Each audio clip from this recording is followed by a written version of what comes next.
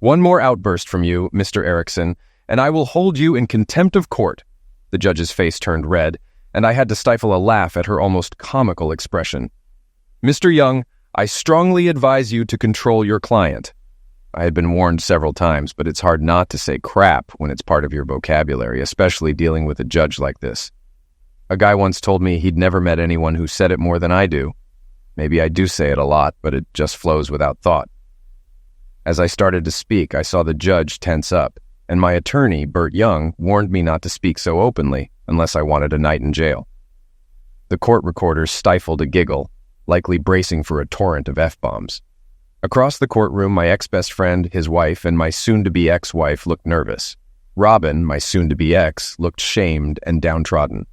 Bruce sat there with defeat on his face, and Cheryl, his wife, looked pissed off. She clearly didn't like their dirty laundry aired in court. By now, you might wonder how I ended up being scolded by this simpleton in the black robe. It all started one day. Let's call it Tuesday, because it was a Tuesday. My name is Jack Erickson. I'm a 32-year-old foreman in the city maintenance department of Stonemore, Colorado. I started with the city 2 days after graduating high school. In winter, I plow the major roads. In summer, I do whatever needs to be done. Robin works a few hours a week at the church to break from housework. Our maintenance department is split into 4 quadrants, each with a supervisor and a foreman. I'm not the supervisor because I never went to college and I use common sense. Plus, I avoid office politics. Usually, if a supervisor tells a crew to do something, they'll check with someone like me first. All foremen were promoted from within, while supervisors were directly hired. Monday evening brought a nasty June thunderstorm with high wind and hail. My quadrant got hit hardest, so we had a lot of debris to clear from the streets.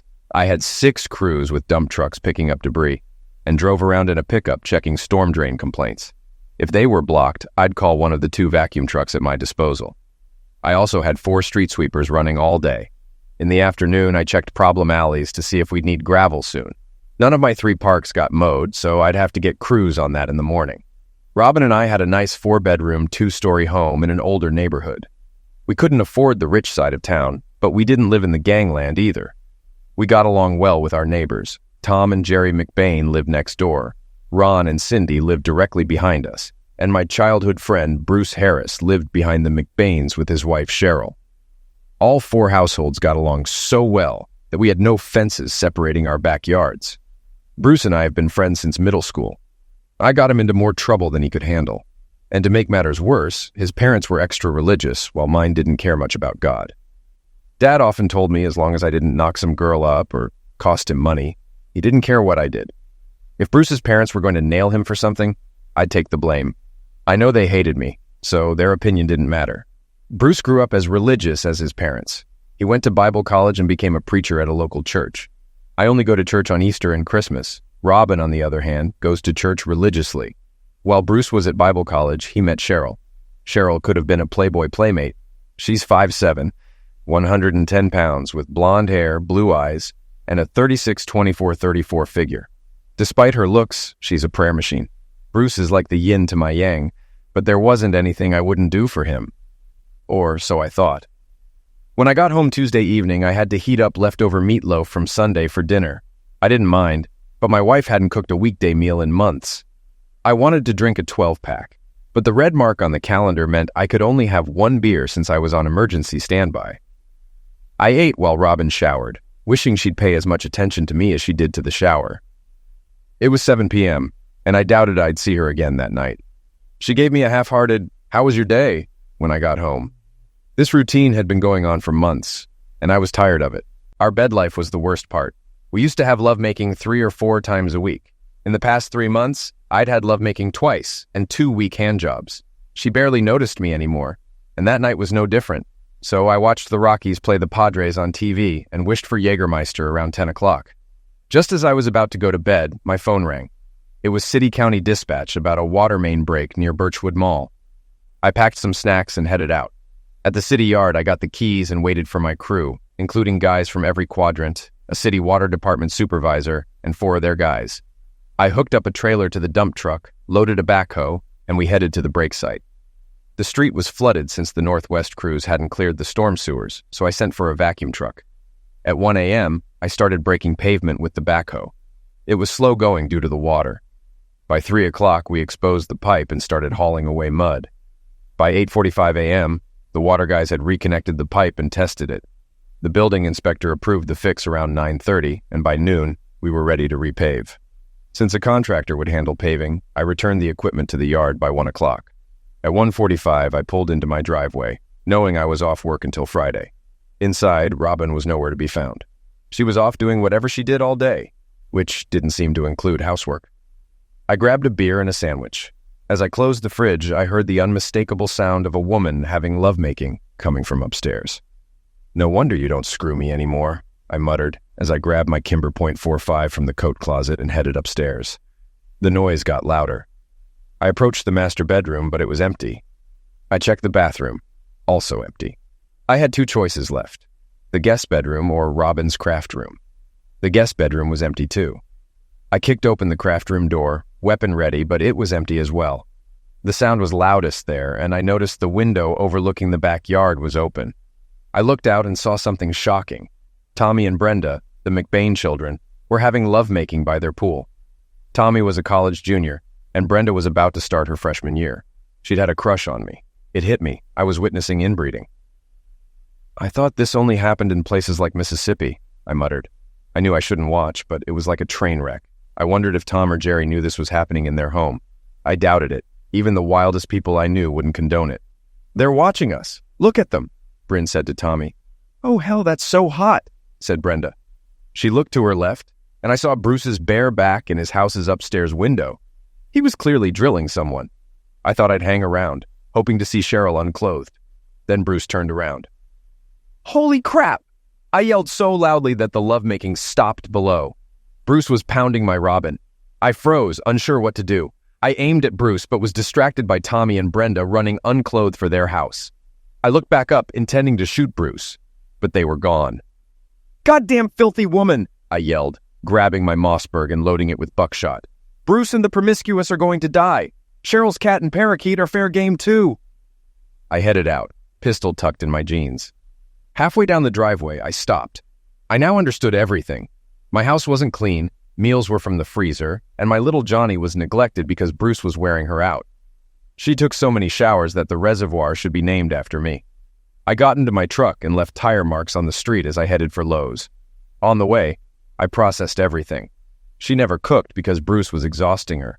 She couldn't clean while getting her freak on. The biggest question was why the 2 people I trusted most would betray me like that.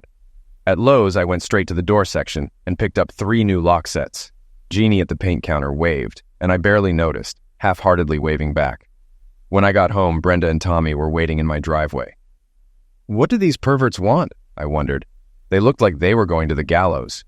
Brenda offered a sheepish smile.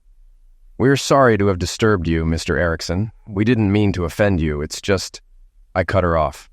"I don't care if you screw each other until your holes turn to tunnels. It's none of my business.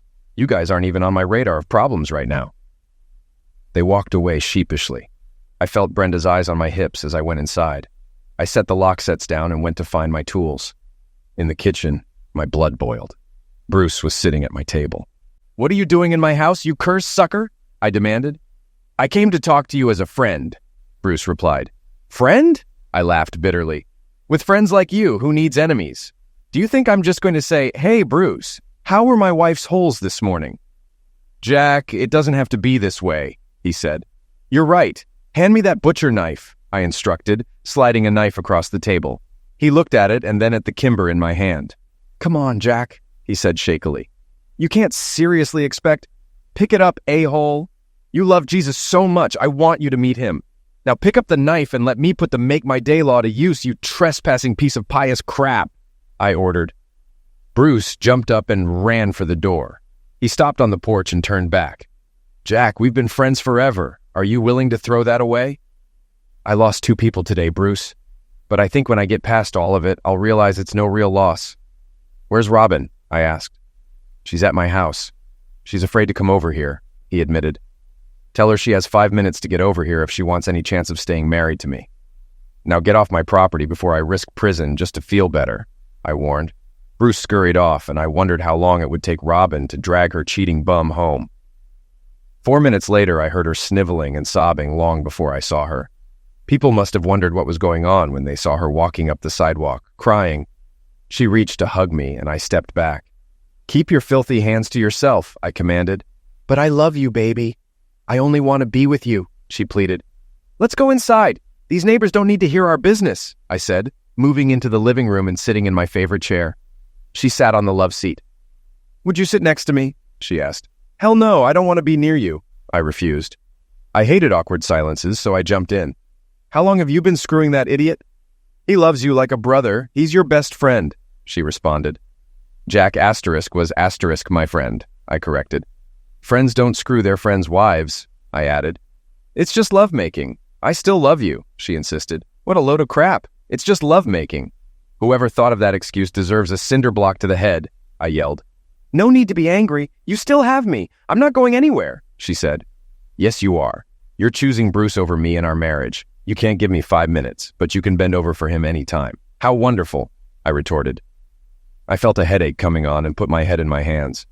She started to get up and walk toward me. "Sit back down. I hope it's worth throwing away a decade of marriage," I said. "I'm not ending our marriage. We can stay married. I'll just have lovemaking with Bruce. I don't love him, just his meat. He says I can take care of your needs once or twice a week," she explained. "How kind of him. I think I'll find someone else to take care of my needs," I remarked. "No, you're my husband. No one else should have lovemaking with you. We are still man and wife," she argued. "Not for much longer. Ex-wife is more fitting for someone like you and that hypocritical curs, Bruce Harris," I declared. "Please don't talk like that. I love you with all my heart, but I love Bruce's big meat too. You just need to understand Bruce's plan. We all can be happy," she tried to reason. "I understand perfectly. You want to have your cake and eat it too," I concluded. "It's not like that at all," she protested. "Then explain it to me," I challenged. "I can't. You'd never." "Well, I think Bruce wants me back in 3 minutes," she stammered. "What the hell are you babbling about?" I asked, seeing the shock on her face. "You've never called me names or talked this way to me. What's gotten into you?" she inquired. "Let's see. I haven't slept since 6 a.m. yesterday, and I worked all night.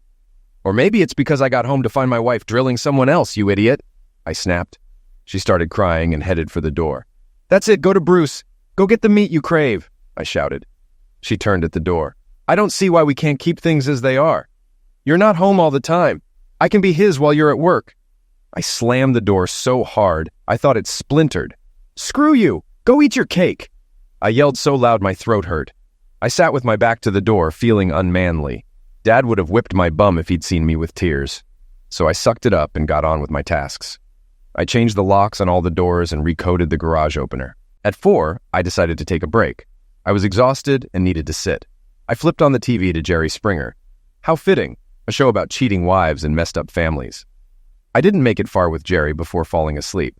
When I woke up, it was past 9, and someone was knocking at my door. I got up and answered. It was Bruce. "What do you want? I ought to strike the crap out of you," I said. "I need a favor," Bruce responded. "If you don't take the cake, I don't have a girlfriend for you to screw. Try elsewhere," I retorted. "Robin needs you. She's crying her eyes out. Can't you call her and tell her you're not angry and everything will be okay?" he pleaded. "Tell her everything will be okay. I'm done with both of you." "What's Cheryl gonna say when she finds out you're screwing Robin?" I asked. "She knows. She's happy the sneaking around can stop. She wants you two to stay together," he admitted. "Get off my porch. Tell her stuff will be on the porch in the morning. Any door knocking will be met unkindly," I warned. I slammed the door and went for a cold beer. For some reason, I took my 6-pack upstairs and sat in Robin's craft room watching out the window. It dawned on me I should record evidence for divorce, so I grabbed the camcorder. Watching Bruce's house, I noticed movement next door. Jerry McBain was at the pool in a robe. I hoped she had a one-piece bathing suit underneath. Jerry might be the nicest person, but she fell out of the ugly tree and hit every branch. Unlike her daughter, her body wasn't a distraction from her face. Tom isn't much better. It baffles me that Tommy and Brenda aren't uglier. Unfortunately, Jerry took off her robe and dove into the pool. I turned back to Bruce's house. With the camera on night vision, I saw Cheryl and Robin on the porch swing talking quietly. Headlights lit up Bruce's house. Tom must be home from managing his restaurant. He went straight to the pool and started stripping. "What did I do to deserve this?" I muttered. I watched Bruce's house until I heard Tom enter the pool. They cozied up and embraced in the water. I could hear their conversation. "How was work, babe?" Jerry asked. "Busy. I had to fire Juan for smoking dope on his break," Tom replied. "Did you warn him?" she asked. "I heard something interesting today," he said. "Do tell," she prompted. "Jack kicked Robin out today," he informed. "What?" she exclaimed. "Yeah, he actually kicked her out," Tom confirmed. "Has he lost it? Those two would die without each other. I always thought she'd throw him out for his foul mouth," she said. "You have to be wrong," Tom doubted. According to Tommy and Brenda, when they were cleaning the pool, they saw Bruce and Robin having lovemaking in Bruce's window. Jack must have been home for some reason. They heard Jack yell a profanity and saw Bruce and Robin quickly stop. Jack left and came back with a Lova's bag, changed the locks, and later called Robin a promiscuous, Jerry relayed. "I can't believe it," said Tom. "I'll check on Jack tomorrow. I want you to stay away from Bruce. I always thought he looked at you and Robin too closely." The thought of Bruce undressing Jerry mentally made me shudder. Brenda said she'd take Jack a cake tomorrow to cheer him up. She thinks highly of him. He's crude, but I can't think of anyone else I'd want on my side. "I saw him working by the mall this morning," Jerry said. "Was he wearing a hard hat?" Tom asked. "Yes," she confirmed. "You and your construction worker predilection. Maybe I can get Jack to model it for you," Tom teased. I shuddered again. Normally a guy loves to hear a woman finds him attractive, but for the first few weeks, I thought Tom and Jerry were a gay couple. Jerry can look quite manly. "You're so bad," she told him. "I can't understand why Robin would rather screw Bruce when she has Jack," she wondered aloud. "You're starting to give me a complex," Tom said. "You're the only hunk for me, my hot man," Jerry assured. Realizing they were about to have lovemaking, I decided to go to bed. I wasn't sure I'd sleep, but I didn't want nightmares about Tom and Jerry. I turned on the radio for noise and heard the heavy metal grindcore show on the college station. I listened to tracks by Carcass, Deicide, and Obituary. Before the show ended, they played Cannibal Corpse's Make Them Suffer. As I listened, I decided I wanted to make Bruce and Robin suffer. Corpse Grinder Fisher's lyrics echoed in my mind. "Make them suffer, make them suffer, make them suffer." And I vowed, "I will, Corpse Grinder, I will." The next morning, someone was pounding on my door. I shook off sleep and went to see who had an early morning pass-away wish. I opened the door, ready to yell at Robin, but it was Cheryl Harris. "Oh, it's you. What do you want? Robin's stuff isn't packed yet," I said. "I don't want you to pack her stuff, Jack. I want you to let her come back home," Cheryl responded. "And I thought you were going to ask for something unreasonable." "I'm going back to bed," I replied, starting to close the door, but she blocked it. "Wait, Jack. Why are you doing this? Robin is hurting, and you won't consider her feelings?" she asked. "What's to consider? She wants to be with you and Bruce more than me. I'm letting her be with you and staying out of the way," I explained. "Bruce and I can't have her live with us. We have an image to protect," she pleaded. "You should have thought of that before dragging my wife into your sick game. Why can't she live with you? Really? You don't see a problem here? I gave her a chance to stay. She chose your husband's meat over me. The worst part is you don't seem to care, but I do. Now leave me alone," I demanded. "She still loves you, Jack. We didn't want to take her away from you. We love her. And you too. I hate to see you throw away your friendship with Bruce," Cheryl insisted. "He's dead to me. So is she," I stated coldly. "You can't mean that, Jack. She'll still take care of your needs," she tried to persuade. "Oh, why didn't you say so sooner?" I retorted sarcastically. "I feed and house her, buy her clothes, a car, and everything she needs. She screws you too, and I get a weekly romantic handshake. Bruce gets his harem without any cost. Screw that. Do I get love-making time with you?" I asked pointedly. "Sorry, Jack, I'm a one-man woman," she replied. A one-man woman," I said bemusedly. "Man, I'd sure like one of those." "Well then, that's what I have to find. Tell the promiscuous her stuff will be out here in an hour." "Come on, Jack. Stop acting like a caveman. Bruce and I have an image to maintain for our church. We can't have Robin living with us," she begged. "That's your problem, not mine. Get off my porch, Cheryl," I said, closing the door firmly behind me. "Sounds like your problem." "Sucks to be you." I slammed the door and went to make some bacon. Screw their image, I thought. I can't believe anyone thought I'd agree to this stupid idea. They want to look squeaky clean while having wild lovemaking with my wife. Corpse Grinder's words echoed, "Make them suffer." I called a coworker who handled his divorce when he caught his wife with her brother. He gave me the name of a law firm, Crosby, Stills, and Nash, specializing in men not wanting to get screwed in their divorces. I got an appointment for that afternoon. I packed all of Robin's clothes and toiletries into bags and put them on the front porch. I added some things I knew she'd want. I put her car keys under the floor mat and went to the bank. There, I canceled all the credit cards, closed our joint account, and opened a new one in my name. She had a card I didn't know about, so I gave the bank Bruce's address to send him the bill. At 1 p.m, I went to the law office. I hoped for David Crosby, known for making quick work of divorce attorneys. Instead, I got Bert Young. He was scruffy, but his record spoke for itself. He reviewed my files without a word, then called his paralegal in to take my paperwork. Mr. Erickson, I think we can get you everything you want and take the preacher down a notch. Do you have photo or video proof? No, but the neighbor kids saw them too. I just want her out of my life. The paralegal brought in papers for me to sign. Bert explained each one and why it was necessary. He gave me a list of things to do, most of which I had already done. I paid his retainer and went home to nap. Robin's stuff was gone when I got home. A note was taped to my door. I took it inside and lay on the couch. Springer was on. The note was from Robin, begging to come home, with no mention of giving up Bruce. Bert and I decided to serve her and Bruce with legal papers at church on Sunday. I found the idea amusing and decided to attend. Over 50 messages were on my answering machine, all deleted with the help of beer. I slept well that night. The next morning, I set to fixing Bruce's wagon. First, I called the city accounting department. I had allowed my crews to haul several loads of gravel to Bruce's church for free. I kept the tier slips, and now I knew why. Janice assured me the bill would be entered as unpaid, so Bruce would get a call from collections. At $45 a ton plus $30 per load for transportation, Bruce now owed the city $7,500 for gravel and would get a visit from building inspectors for not pulling permits. I also mentioned to the water company supervisor about their non-compliant water meter. They'd have to replace it for $1,200. Bruce knew I had kept them from paying for many things. Make them suffer. I was going to bankrupt the prick. I knew of several home projects Bruce hadn't done properly. Building inspectors were now informed. Bruce would pay dearly to fix it all. I knew he'd call soon, and he did, at noon. "What are you trying to pull, Jack?" Bruce demanded. "What do you mean?" I asked innocently. "Building inspectors are telling me I have to redo the whole parking lot.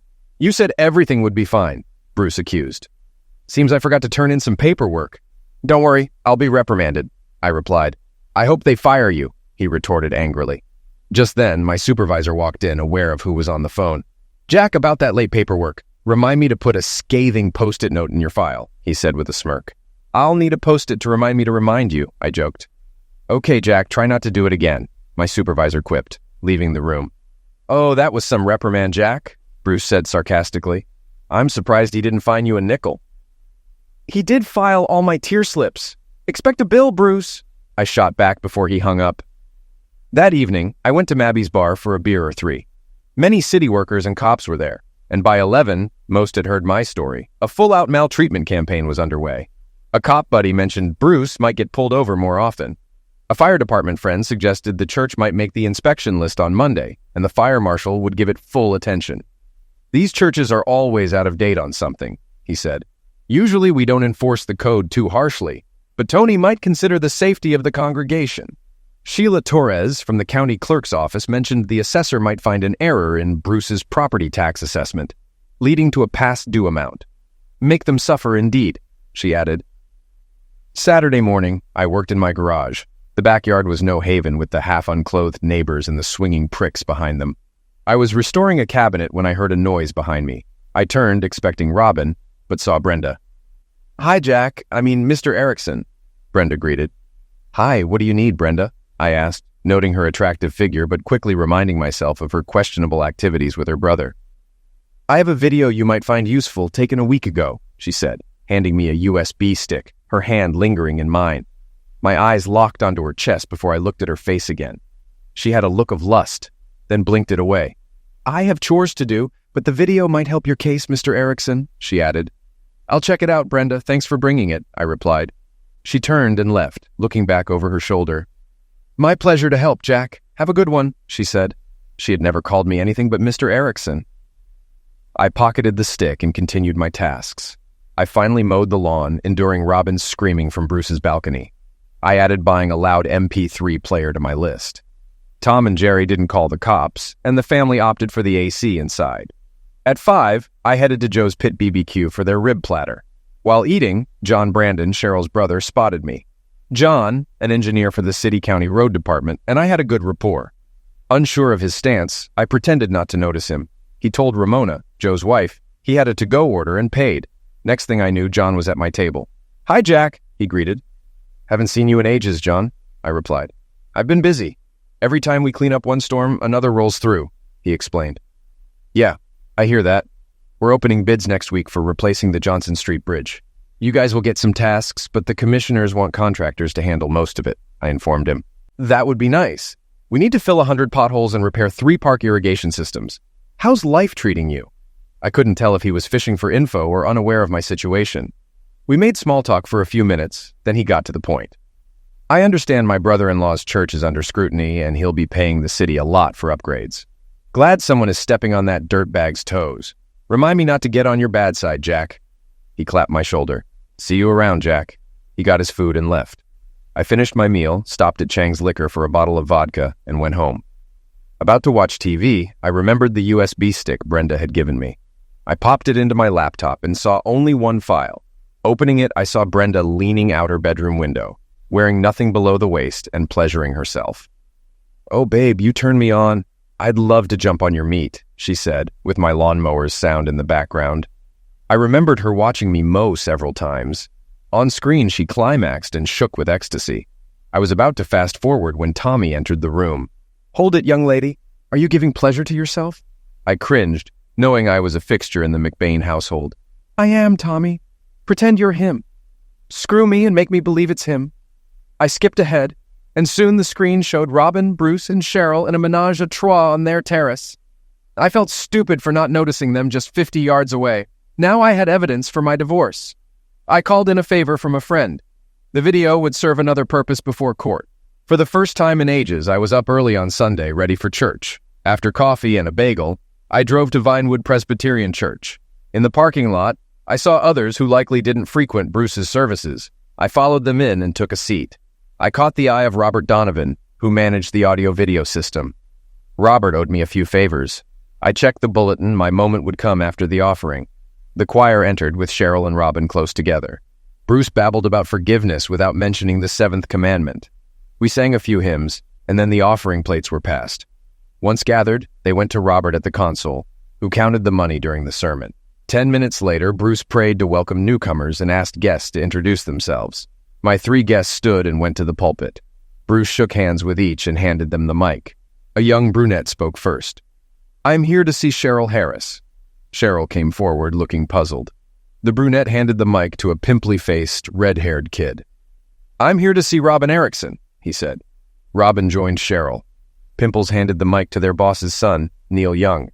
"Bruce Harris, Cheryl Harris, and Robin Erickson, you have been served." They handed documents to the shocked trio. Bruce grabbed his mic and asked, "Why have you defiled my sanctuary?" Robert then streamed the video clip. On the big screen behind the pulpit, the image of Bruce, Cheryl, and Robin unclothed on the patio appeared.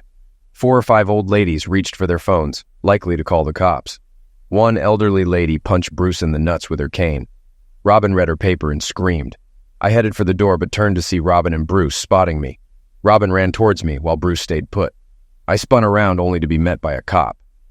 Days later, after the dust settled and the DA refused to file charges against me, Bruce installed a privacy fence as required by his restraining order. I wasn't allowed near his church except for city business, and he couldn't maltreat me. Robin could only contact me through Burt Young. Sonny Bono, our assistant DA, chuckled when I told him I had slipped the USB stick into the collection plate for Robert. Bruce wanted me charged with trespassing, but since it was a public service, he got nowhere. Robert lost his job, but took a position at another church. Burt Young informed me that we'd go before Judge Sonia Kagan in 2 weeks to begin proceedings. She can be tough. She usually favors the wife over the husband. Since you own the house, she can't do much to you. But she always gives alimony to cheaters, which worries me. My immediate supervisor is a fresh college grad. I run my quad because he never overrides me, knowing I handle everything well. Other supervisors are more hands-on, but still involved. Marvin Taylor, however, runs the worst quad in town, doesn't trust his leads, and never helps his crews. Most guys would rather pull their ball hair out with pliers than spend 5 minutes with him. Rumor has it he has dirt on someone in city council, or was the mayor's lover, which explains his job security. Today, Marvin showed up in my office. If he managed a 5-minute conversation without being a xenophobe or offender, it'd snow 5 feet tomorrow, despite it being almost the 4th of July. So, Jackie boy, I hear you're getting a divorce. Did she catch you with your schlong in the cat's poop chute? I wasn't about to tell him the truth. No, I just got tired of her crap. Do you have a judge yet? Yeah, Judge Kagan. That witch, she screwed my son in his divorce, gave his promiscuous the house and kids, and Jeff has to pay for both. I hope you have a good attorney. Jeff had some cheap lawyer he found in the classifieds. I wondered if Marvin ever thought about the filth he spewed. He managed to offend 2 races in one go. I wondered if he ever talked like this in front of Jimmy Raines, his 6'5" African-American foreman. Jimmy, who played linebacker for the New York Giants, seemed intimidating but was a riot after a few beers. Once, at Mabby's, he scared off some frat boys from the bathroom just by looking at them. Zeke, the bartender, had to ask him to stop messing with the college kids. Jimmy was great, but he wouldn't find Marvin's slurs funny. Jimmy saved me from more of Marvin's nonsense by telling him they needed to check on Marvin's inept crew. I quietly thanked Jimmy for his timely appearance. In 2 weeks, I'd face Judge Kagan, and I doubted Jimmy could save me from that. But maybe it wouldn't be so bad. In court, Judge Kagan sat unflinching as I erupted. This witch ordered couples counseling. When I refused, she threatened me with jail. I turned to Bert. Come on, tell her this therapy isn't happening. I looked at the judge. I just want to be rid of this skank and her preacher pals. Bruce hung his head. Cheryl looked furious. And Bert had subpoenaed the Harrises as witnesses. Their congregation had dwindled, and Bruce's 2 services for 150 had become 1 for 10, plus 3 representatives from the main church planning to replace Bruce. The choir of 20 was now Cheryl, Robin, and Charles Brown. First, it's only lovemaking. I wondered if she'd buy that excuse if I'd been caught with Rebecca Sanders. Becky was known as the promiscuous of all promiscuous. Jack works a lot, and I feel neglected. I worked 7 a.m. to 4 p.m. Monday to Friday, and had only been called away at night 4 times in the past year and a half. My first time with Bruce was out of curiosity. I heard he had a larger-than-normal, schlong. Curiosity. How many have used the excuse of wanting to know what a bigger meat felt like? As she went on, I recalled how I had first hooked up with her. Homecoming meant a lot at Summit Southern Colorado State, mostly for the parties. Willie Barnes's bonfire on the Eastern Prairie was a staple event, despite Willie being a 45-year-old pervert who hosted it to Ogle College and high school girls. He was arrested 5 years later for assaulting 6 girls, with charges sticking for 3. Robin's junior year homecoming was special because the Fighting Farmers actually won, even though half the opposing team had stomach flu. I wasn't a student. I worked part-time for the city and campus maintenance, hoping to afford classes one day. We were told not to clean up until Sunday morning, so we could party and clean up once instead of twice. My friend Jerry Barnes invited me to the bash at his cousin Willie's ranch. By 11 o'clock, I was buzzed. About half the crowd had disappeared, though the parking lot was still full. I figured it was safe to take a piss in the parking lot. I walked out, stopped in front of a seemingly unoccupied car, and proceeded to relieve myself on the grill. As I finished, I stumbled and braced myself on the hood, turning on the headlights. The guy inside was a blur, but the brunette giving him a headlocked eyes with me. I quickly apologized and headed back to the bonfire. I saw the same brunette by the fire and moved to avoid her. Passing a group of frat boys who knew me, they all had to shake my hand and express their love, though only one really knew me from giving him a jump start last winter. While talking to the frat boys, I felt a hand brush my hips. I turned to see the brunette walking away. The next morning, I found a note in my jeans pocket. If you like what you saw as much as I liked what I saw, call me, Robin. A phone number was written at the bottom. I spent the day cleaning up debris, wondering if the note was genuine. During my final break, I decided to call. Hello, answered a voice. Hi, may I speak to Robin? I asked.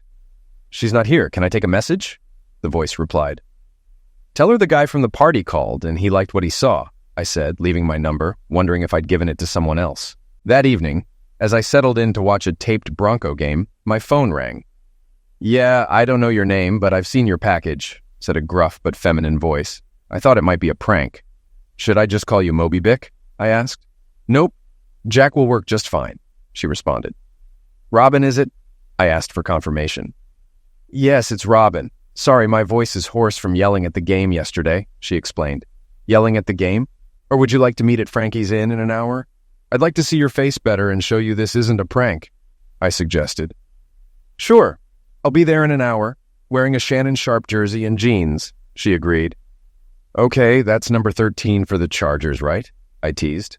No, number 84 for the Broncos. What will you be wearing? She clarified. She described her outfit, and 45 minutes later, I was at Frankie's Cafe watching the door. I wasn't wearing my jersey in case I needed to slip out.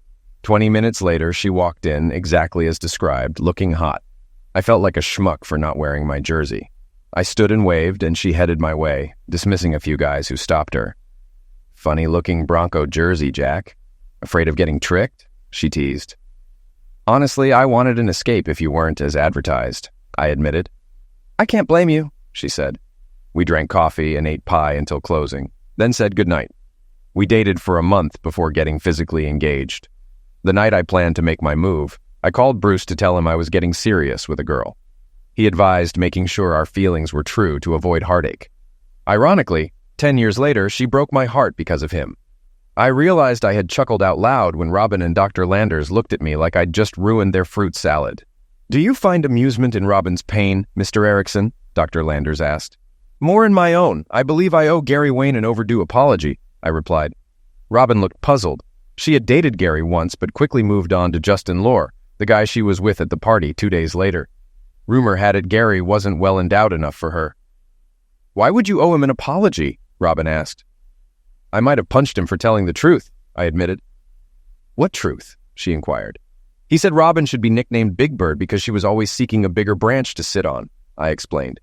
I don't understand, she said, still puzzled. She's a size queen, I clarified. Robin blushed angrily. She dumped Gary because he had a small wiener, then dumped Justin for me. Now she found out my ex-best friend has a larger one and jumped to him. It's just filthy, I elaborated. If you say it's just lovemaking, I'll leave and do my time in jail for contempt, I threatened. Robin and Dr. Landers were shocked. Dr. Landers collected herself. Robin, Neanderthal thinking doesn't comprehend multiple lovemaking partners in a happy marriage, Dr. Landers began. What are you talking about?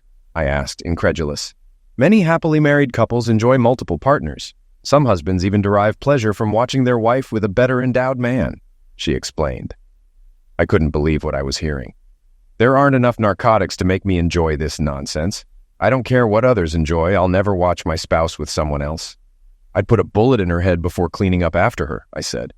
Jack, don't you owe it to yourself and your marriage to have a more open mind? No one said you have to watch her clean up, Dr. Landers suggested. Yeah, Jack, it would be so hot. I could even service you after, Robin added. Screw you. You think I want Bruce's leftovers? Next, you'll want me in pink lingerie while you and Bruce screw. And sleep in a cage at the foot of the bed, I spat out angrily. Oh no, Jack, we'd let you sleep in your own bed, Robin responded. I'm out of here, I yelled. The receptionist was probably ready to call emergency. Mr. Erickson, you were ordered to attend these sessions. Failure to do so means jail for contempt, Dr. Landers reminded me. I've been here an hour. I don't need to be here longer, I said, looking Dr. Landers in the eye. Tell the judge everything I said. I don't care what she does. It'll be a cold day in hell before I get near that skank again, I added, pointing at Robin. I'll also talk to my lawyers about getting your license pulled. Leaving that building, I felt better than I had in ages. I drove straight to Bert's office. He looked alarmed when he saw me.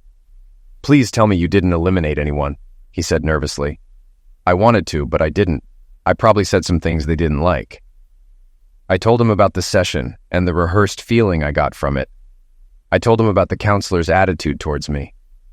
Jack, you're not the first to complain about this. Complaints just get swept under the rug. I would have warned you, but I'd likely get hit with tampering charges. I'm not going back, Bert.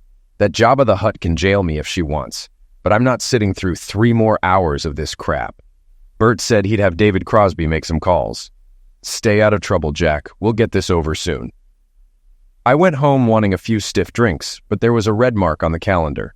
I had 3 beers since it was early afternoon, and I wouldn't be back on duty until after 7. I had dinner, watched TV, and drank beer. By the 6th inning of the ballgame, a thunderstorm rolled in. I went to the porch and saw heavy black clouds moving over downtown, signaling a summer hailstorm that could keep roofing crews busy until Thanksgiving. Earlier summer storms had hit the north side hard, promising work for roofing contractors until October. As the storm raged and power outage reports came in, I prepared for a long night. My neighborhood got pea-sized hail, but calls confirmed golf ball and baseball-sized hail in Midtown. Eventually, the call came. Instead of cleaning up hail, half the crew and I hauled sand and road base to the river dike, which was threatened by heavy rain. By 4 a.m., the Army Corps of Engineers declared the dike safe, and the county had the bridge under control. We spent another 3 hours hauling away sand and dirt from the storm.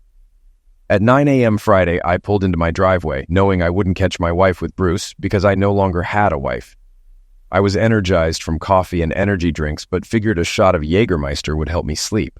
After finishing the bottle, I lay on the couch to watch TV and fell asleep. I was awakened by knocking at the door. It was almost 11 and Brenda McBain was on my porch. What does she want? I wondered aloud. I turned on the porch light and opened the door. Sorry to bother you, Jack, but there's something you need to see. It might help with your divorce. I stood there, trying to understand what she could show me. She looked hot in tight shorts and a yellow halter. She said something, turned, and headed to her driveway. I followed her to her car and got in. As she drove in silence, I kept staring at her legs, which were much better than Robin's or Cheryl's. She caught me staring a few times and smiled. Brenda drove to a group of abandoned buildings downtown. The city had bought the buildings years ago, hoping developers would buy them, but sales were always nixed by a secret ballot from the Board of Trustees. It cost the city a lot to maintain and secure the properties. 2 years ago, a chain-link fence was installed to keep people out. We parked at the old power plant, which had more cars than expected. Brenda, what are we doing here? We could get in big trouble if we're caught, I said, feeling uneasy.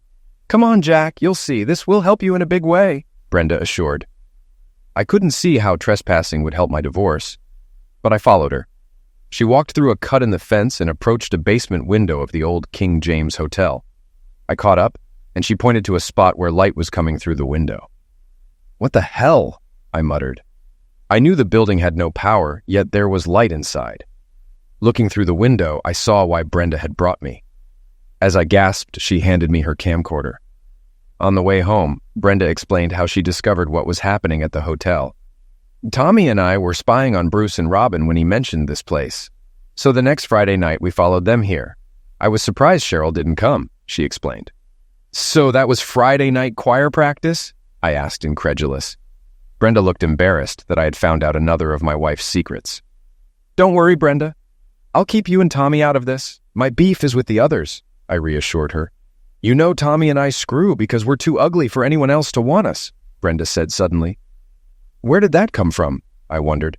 I never questioned their activities. That can't be true. I bet many guys would love to be with you, I said, trying to comfort her. Maybe some guys would use me, but none want to be seen in public with me. I've had 3 boyfriends who dated prudes and met me in secret. They call me Bummerface and a 3-bagger. 1 bag on my head, 1 on his in case mine falls off, and 1 by the door. I'm good enough for secret lovemaking, but not to date or show off, she lamented. Come on, Brenda. It can't be that bad. If I were your age, I'd be all over you, I said, feeling like an a-hole for lying. But she was on the verge of tears, and it helped me a lot. You've helped me tremendously. I'd like to take you to dinner tomorrow. Get dolled up and I'll pick you up at 7, okay? You don't have to pity me, Jack. Besides, I'm going to Denver tomorrow and we'll be gone until Sunday evening, she responded. It's not pity. How about a rain check on the dinner? I offered. She agreed, and I went inside. I had the leverage I needed. In the morning, I'd make some calls. By Thursday, everything was in place. I called Bert first. Well, I have to warn you that what you're doing is considered extortion. But I think it will work, he said. No wonder that judge always orders the things she does, I replied. Next, I called Mike Starr, a high school buddy and investigative reporter. I gave him the video and details. He had heard rumors and planned to stake out the hotel and bust them live on TV. Monday morning, I proposed a plan to the head of the city maintenance department. It would solve a storage problem and restrict hotel access. He liked it. Since the city owned the property, we just needed to request it with the zoning office. No board involvement was needed because we were reappropriating land, not selling it. The fences wouldn't cost more than $150,000, so no budget request was needed. As I left his office, he told me he was recommending me for a promotion. You saved us at least $500,000 if this gets done. Great thinking, Jack. I need more thinkers on my staff, he said. By Wednesday, we had all approvals and permits. I was put in charge of overseeing the move and upgrades. A 10-man crew was assigned, and the project would be done in 3 weeks. Thursday morning, we started moving fencing material to the old power plant parking lot. We'd use land behind the hotel for snowplow storage and a new sand depot. I left work at noon for counseling with Dr. Landers. At 12:30, I walked into the reception room. The receptionist gave me a dirty look and called into her boss's office. 5 minutes later, I was buzzed in. Dr. Landers looked so smug, making it all the more enjoyable for me. "Mr. Erickson, I'm surprised to see you early. I'm glad we can have a few minutes for one-on-one before the session," Dr. Landers said. "One-on-one is a new concept, huh?" I remarked. "Excuse me, Mr. Erickson?" she asked, confused. "I just came to tell you I won't attend this sham anymore or pay for it," I declared. She looked annoyed, then smug. "Judge Kagan ordered your attendance. You'll go to jail for—" "Screw you. I'm not coming back," I interrupted. "Mr. Erickson, watch your mouth," she warned. "Tell Kagan the gig is up. I know about your Casanova's Club at the King James, and my buddy Mike Starr will soon, too. Legal and ethical agencies will be curious why a family court judge and counselor run a lovemaking club. All those cheaters getting favorable rulings in Kagan's court will be exposed," I threatened. "There is no such clue," she began, but I cut her off. "Don't lie. I saw the elk head with contraceptives on its antlers," I said. Her face paled as I ranted. I didn't tell her Mike Starr already knew and had video proof. Judge Kagan and her husband stood to lose the most. He worked in the DA's office, and Stonemore DA Jim Morrison wouldn't tolerate embarrassment. At the door, I looked back at the dejected Dr. Landers. "Screw you," I repeated before leaving. 20 minutes later, Robin was with Dr. Landers. I was nervous when the door buzzed 10 minutes after my session with Jack was supposed to start. Bruce and my attorney, Justin Bieber, assured me that Dr. Landers and Judge Kagan would either convince Jack to accept my situation or make the process so drawn out, he'd give up. I wore a shorter skirt, no hose, styled my hair the way he liked, and wore the perfume he bought me. Dr. Landers looked stricken when I walked in. Jack wasn't there, and I assumed he had been dismissed. I was upset I wouldn't see him. Despite his hate, I still loved him. I couldn't walk down our street or be on the balcony while he was home. "Is Jack risking jail to avoid the session?" I asked. I knew she didn't like macho men like Jack, especially with his attitude and foul mouth. "There's no session today, Robin. I'll call when I know more." She buzzed the door open. I wondered what had shaken her. I drove to the church to see Bruce. With extra time, I looked forward to the Casanova's Club the next night. Bruce would be in my bum while Terry Kagan screwed me. Just the thought made me hot. If I found Bruce alone at the church, he'd get jumped. I wish Jack would join in. The thought of Jack and Bruce doing me at the same time almost made me climax. I could even smell my own arousal. At the church, Bruce was on the phone and looked in a foul mood. The look he gave me said I'd have to wait. That was Terry. There will be no club meeting tonight. Jack found out and threatened to call Mike Starr. "I'm regretting hooking up with you, Robin. Your holes aren't worth the trouble." I was stunned. A few months ago, he wanted me every day, saying I was better than Cheryl. Now, with a little pushback from Jack, I was suddenly out of favor. After dinner, my attorney called. He said we had a hearing in the morning. He thought it could be a good sign, possibly indicating Jack had dropped the divorce petition. I asked if it could be a contempt hearing for Jack. Justin doubted it. If Jack was being called, we wouldn't have been ordered in. He told me to sleep well, feeling positive about tomorrow. Bruce cheered up a bit. Maybe someone pressured him to keep quiet. There are powerful people in that club. Jack has balls, but no clout. The lovemaking was incredible that night. I climaxed a dozen times. Bruce, Cheryl, and I had a great time. At 10 a.m., I was in Judge Kagan's courtroom. Jack's attorney and another man were there, but Jack was absent. I asked Justin if Jack would be in trouble for not showing up. "Not likely. He might be licking his wounds. I don't understand why Graham Nash is here. He hasn't been in a courtroom in 6 years. Something's definitely up." Judge Kagan called the court to order. Jack's attorney and Nash asked to approach. Justin joined them, and they talked at the bench for at least 20 minutes. Justin looked troubled when he returned, and before I could ask, the judge banged her gavel and announced that in 90 days, my marriage to Jack would be dissolved. I would receive no alimony or support, only 25% of Jack's retirement and 40% of our liquid assets. Justin explained that Judge Kagan granted Jack's petition for divorce. The next thing I knew, an EMT was helping me to a seat. "Ma'am, how many fingers am I holding up?" Within 3 weeks, everything had fallen apart. The news exposed the Casanovas Club, leading to Judge Kagan's removal and potential charges. Her husband was fired and charged in a pills-running scheme. Justin Bieber was disbarred for having lovemaking with male clients and throwing cases for Judge Kagan. He was also involved in the pills ring. Dr. Landers was ordered to repay 30 clients and was later found dead with her husband in a homicide self-destruction. Bruce was asked to resign from his ministry, with his severance barely covering moving expenses. Cheryl filed for divorce after catching him giving pleasure for himself while watching the McBain sisters swim. Bruce blamed me for everything and decided not to take me with him. I moved into a small apartment with Cheryl until we got back on our feet. I used most of the money from Jack to set up our utilities and help Cheryl hire an attorney.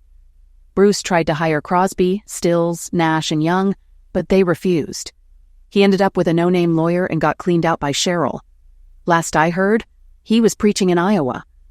I got a job with an accounting agency after my divorce. Cheryl worked for a contractor and started dating one of his workers. I didn't want to date anyone. I wanted Jack. Occasionally I walked past our old street and saw the for sale sign in the yard. 2 weeks ago I saw it had sold.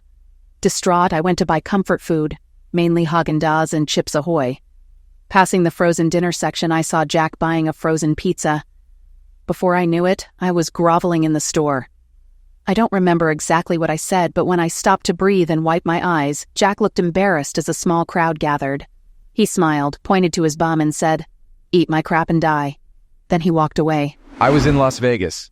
I pulled my truck into the driveway and saw my lawn needed mowing. I'd wait until Saturday morning to beat the heat. Inside, my wife greeted me with a passionate kiss. "Hi, baby. Did you make sure the tourists and pensioners didn't cheat the big corporations?" She teased. My job as a slot machine technician always brought out my wife's sarcasm. "And when you graduate next month, you'll be working for the man just like me, at least until you knock me up," I replied, adding to the banter. She kissed me again. "I'm glad you're home. Studying with the girls tonight?" I asked. "Yes, but I'll have to watch Samantha around you. She can't keep her eyes off your bum," she joked. "I used to have a neighbor girl like that, always staring at my bum when I mowed the lawn.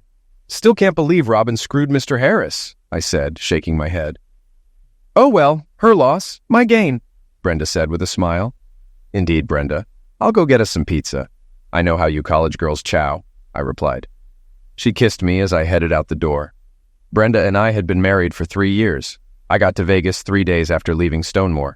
Some might think I was an a-hole for leaving Robin the way I did, but I couldn't trust her again. I slipped out after she fell asleep, paid for the room, and left her 3 days' time. Thanks to NOS and NODAWS, I made it to Utah before sunrise and arrived in Vegas 2 days later. Within a week, I had a job and a place to stay. I used the money from selling my house and my retirement fund to buy a new house. 2 weeks later, Brenda showed up, as planned. She had enrolled at UNLV. During the weeks waiting for my house to sell and my divorce to finalize, Brenda and I spent a lot of time together. She'd bring food, we'd watch movies, and go out on weekends. The more I knew her, the more I liked her. I wasn't ashamed to be seen in public with her.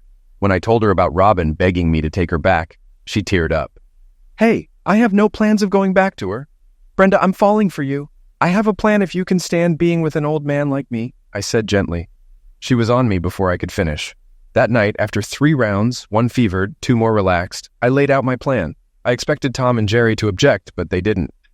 "Jack, you've always been rough, but I can't imagine our daughter in better hands," Tom said. "I know you'll treat her right and make her happy. She's loved you since the day you moved in." A year after moving to Vegas, Brenda made friends with a cosmetology student who taught her how to highlight her features. She changed her hairstyle and became quite attractive. We married after her freshman year. I told her she could date someone her age, but she didn't speak to me for a week. "You silly, stupid a-hole," she said when she started talking again. "I've only had eyes for one man. I watched as the wrong woman threw you away, and now I'll never let you go." I occasionally talk to people back home. Tom and Jerry keep us updated. Cheryl married a tile guy, had a kid, and moved to California. Robin returned to Stonemore after I left her in Wyoming. She married a rancher who kicked her out a year later for cheating. The kid behind the counter handed me my pizzas. If I get them home quickly, Brenda might jump my bones before her study group arrives. I'll retire to my den and watch the Rockies on my MLB season pass. From one risky woman to another, my life is as good as a morning crap.